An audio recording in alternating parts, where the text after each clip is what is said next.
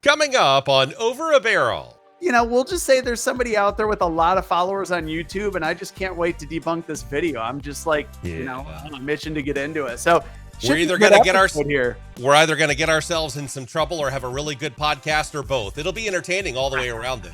I can hardly wait. Over a Barrel starts right now.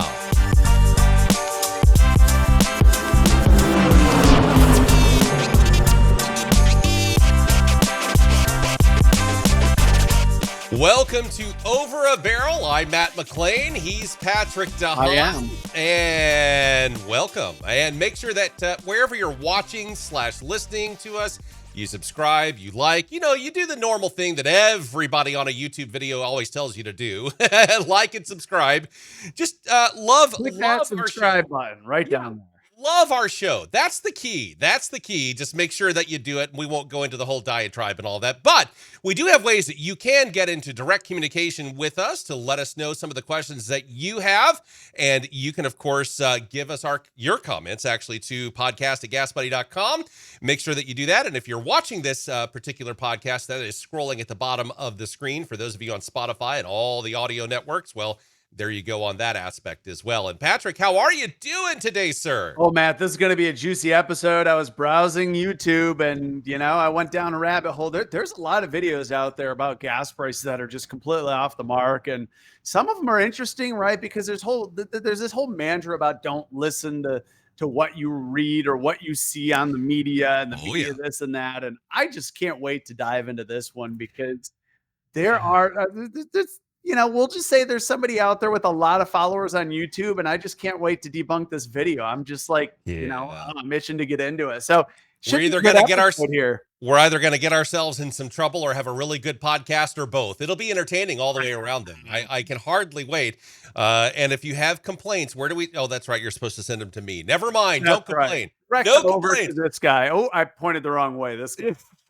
That's absolutely. All right, let's get right on into it. You have a gentleman that has been creating some waves when it comes to gas prices. So let's talk about it.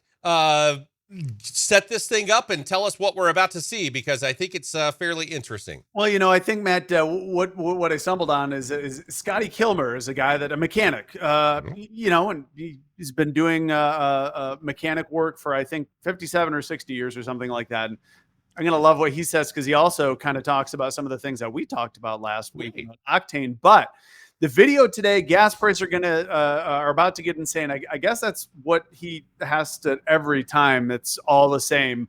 So maybe we should start, using that gas prices are insane. But today's video, well, let's get into it. Recession ends. See what he has to say. If you notice, gas prices are coming down some, but they are coming down. So we'll fact check that first. Gas prices are coming down. So we got a ding ding. I don't have any sound effects. We got a ding ding. He's right so far. So far, gas only about 6%. I noticed that it's starting to come down even here in Rhode Island. And you might wonder why. Well, there's all kinds of reasons, but basically it's the price of crude oil. No. Stop. There's all kinds of reasons, but basically it's crude oil. Well, basically that's kind of selling everyone short. I mean, the price of oil's come down. Let's listen how much he says it's come down. Starting to go down. But here's the funny thing. Global oil prices are down 35%. Whoa, down 35%? Oh my goodness, Matt. Have we been sleeping? Did this just happen overnight? All right, so let's jump over here. This is the 6-month chart for the price of oil. Heck, let's even go 1 year. Now, everyone knows that, right? It does take some time for oil price changes to make it to the pump. So let's say that we've been asleep for we'll say a month. Look, the last 3 months, keep in mind his video was done 3 days ago. Over the last 3 months, the highest the price of oil has been, here, let's zoom in here. The highest the price of oil has been there, if you can see it, if you're listening to us, the highest the price of oil has been in the last 3 months happened on April 4th. The price of oil hit $86.91 a barrel at the close. Mm-hmm. So 86 today, we're down to about 76. So let's do the math here. 86 down to what did I say? 86? 86 down to 75, 78. So let's do the math here. $86 a barrel down to 76, right? I want to be right. 86.91. Let's even put 86.91 in. If I can type here down, what do we 75.77. So let's be real precise and see. Now, is 12.81%, is that 36%? That's about 3 times more than the actual drop. So no, oil's not gone down 36%. It's down a more meager 12%. But let's jump back to the video. Let's see what else he has to say. They keep saying, we can't help with the price of gasoline because our main cost is oil and the price of oil's up. Well, the price of oil's down 35%. And what's the gas price? Gary said it again, 35%. So first of all, the price of oil is not down 35%. It's down 12%. Okay. Keep that in mind. He also said at the same time that gasoline was down 6%.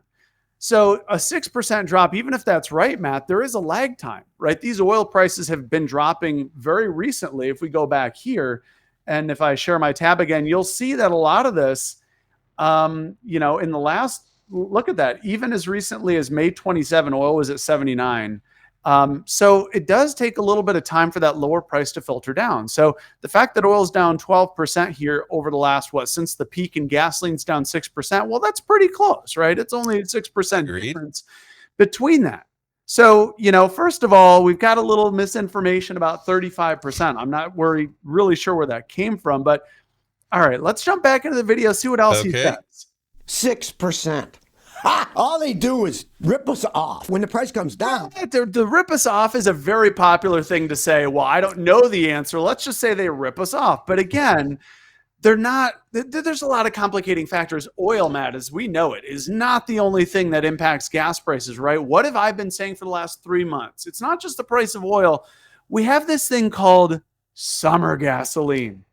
Correct. It's a big difference here because a lot of folks are factoring in the fact that crude oil is a big driver of the price. The thing, Matt, about winter gasoline, the summer gasoline difference is we highlighted it.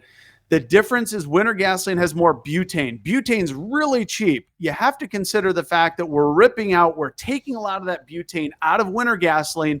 And with the jump to summer gasoline, unfortunately, we're shoving a lot more alkylate into that gasoline because— What is alkylate, by the way? I have no idea what that is. Alkylate's a blending component. It's very high octane. It's very low sulfur.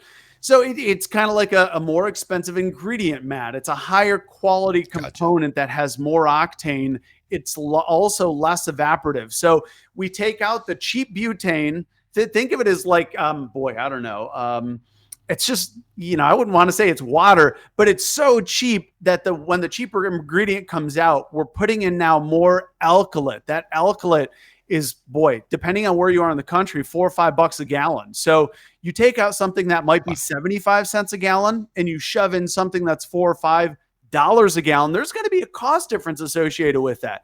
That's why summer gasoline everywhere in the country is more expensive, is because that cheap butane is gone. Kind of like you get to slice gasoline and take advantage of that. So that's the other difference here, is that, you know, we're going to rip you off is not an adequate way to, you know, suggest that something is happening here. It's just that summer gasoline has more expensive alkylate in it. So take that. That's okay. That's a big difference. That there is definitely a difference there. So all right, what else is this? His name is Scotty, right? Scotty Kilmer? Scotty Kilmer. Let's keep. They don't mention anything about, well, we have other costs too. So again, that alkylate is another cost that has to be factored in. Is you know, you have to pay more for these different blending components. That there are other things other than the price of oil, right? Everyone just stares at the price of oil. You're not going to really match up to what you're paying at the pump, because there are things like refinery issues that can interrupt that relationship between the price of oil and gasoline, right? It's not a very strong relationship, and sometimes there can be times when that relationship between the price of oil and gasoline is a bit on the rocks. And when we're transitioning to summer gasoline, that's the time of year that you have a little bit of a difference between that relationship. Let's keep listening. Okay. We can only lower it 6%, you know, even though the price of crude oil is down 35% when the market. What I'd really like to tell Scotty's, don't look at the price of oil, because oil is only 50 or 60% of the price of gasoline. Scotty should be looking at the wholesale price of gasoline, because that'll capture the difference that he's talking about. And instead of just saying, well, you know, whatever he said, implying that somebody's getting ripped off, if you look at the wholesale price of gasoline, it's going to match up perfectly to what you're paying at the pump. There's nothing nefarious happening, but Scotty's not capturing all of the reasons for the fluctuations, Matt. I see. I wonder what you think. Like, is this something that you would believe? Because look, if you look at the comments here, by the way, there's a lot of folks that are viewing this, and it's kind of an unfair question considering I worked in the news media for like 25 years. I always look for the factual. Like whenever I hear, I mean, no offense, Patrick, but even with you, I always double check because it's just a habit. It doesn't matter if the weatherman is telling me that it's going to rain today. I go to a different source and confirm it. So it's a habit of mine. So it's not really a fair assessment. But what he is saying, I can tell you right now that a lot, because he sounds so convincing and he sounds so assured of what he is saying. Mm-hmm. And to be honest with you, the fact that he is not a quote unquote official in many people's eyes makes him more legitimate than the quote unquote than the quote unquote officials. And so that also adds, I think, into the variance. I would assume some of his comments are probably like, you're smoking, whatever. But I would assume there are quite a few comments down below this video that are probably in agreement with what he is saying. Am I wrong? No, I haven't looked. They probably are. I want to cover that 6% though, because in some areas now, the national average, I did just do the calculation. He's not too far off on the calculation. The national average, by the way, peaked at $3.69 a gallon. So $3.69, it's at $3.44 today. And that's where I get it is down about 7%. So that even closes the gap. It weakens his argument a little bit more because the price of oil compared to April is down 12.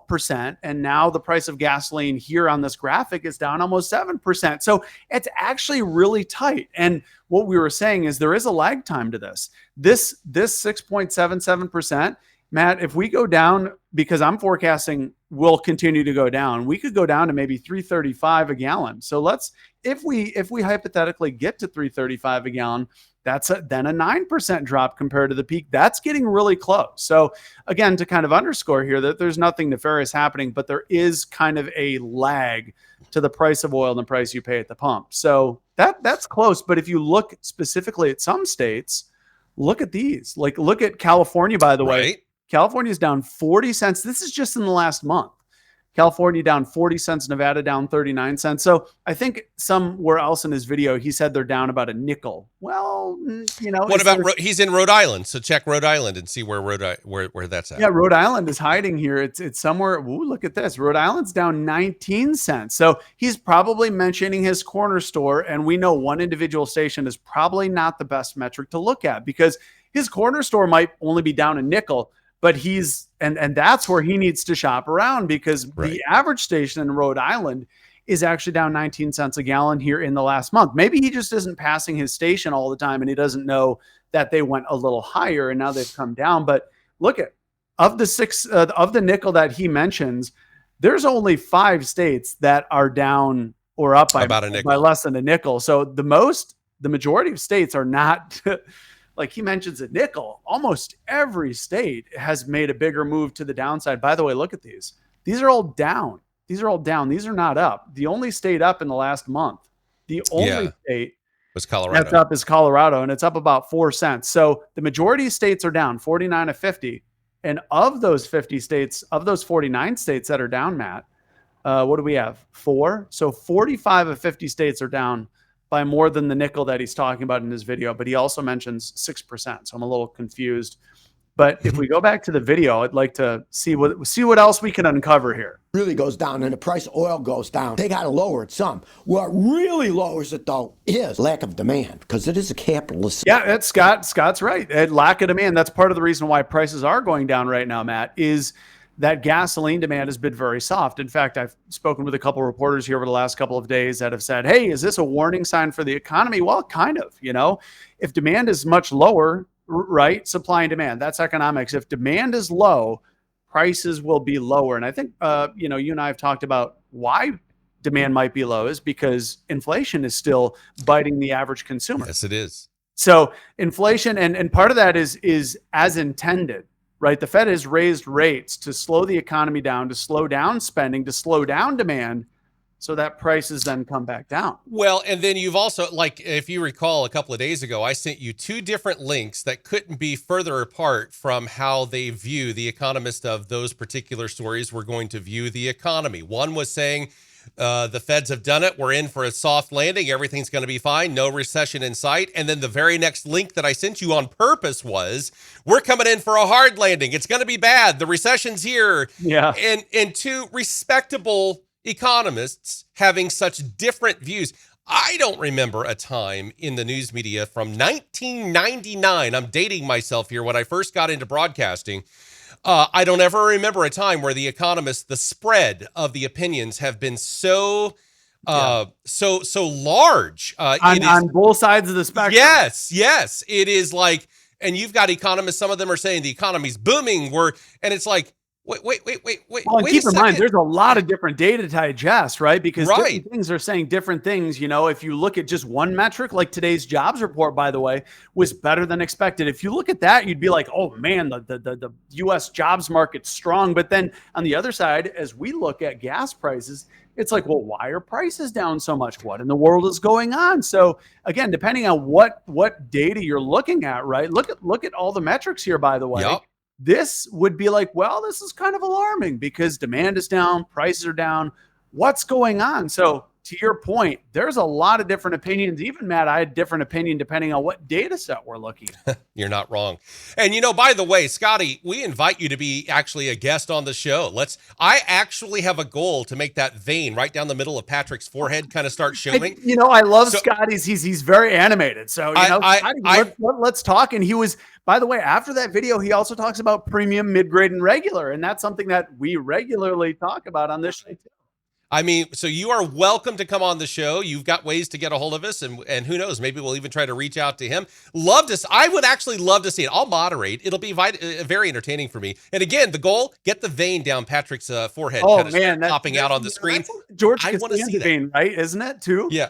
I have tried myself, and somehow he's too even keeled for me to be able to invoke that. But I think you can do it, and I think we set a goal. Yeah, let's go. Let's do this. Well, Matt, before we sign off on this, let's talk to us about next week and stuff. What are we going to look like for prices and everything? And by the way, we correctly called this week, right? We said next time we talk, it's going to be cheaper. Here it is. It's cheaper. So this is going to keep happening, by the way. The closer to July 4 we get, the better this number is going to look.